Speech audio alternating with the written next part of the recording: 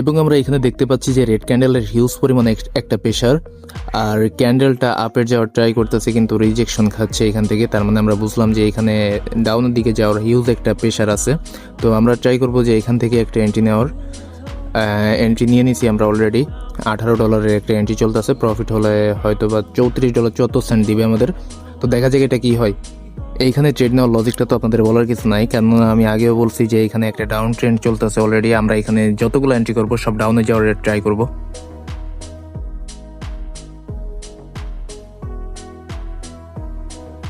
আলহামদুলিল্লাহ, এটাও আমাদের প্রফিট চলে আসছে। আর মার্কেটে যেহেতু নিউজ, সেহেতু আমরা একটু দেখে শুনে বুঝে এন্ট্রি করব।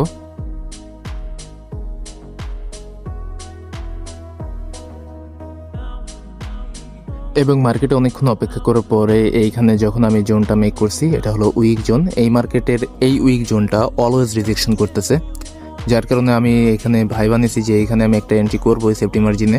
মার্কেটটা যদি আপে একটা সেফটি মার্জিন দেয়, দেন আমি ডাউনের দিকে যাব। তাছাড়া এখানে ডাউনের দিকে যাওয়া যাবে না।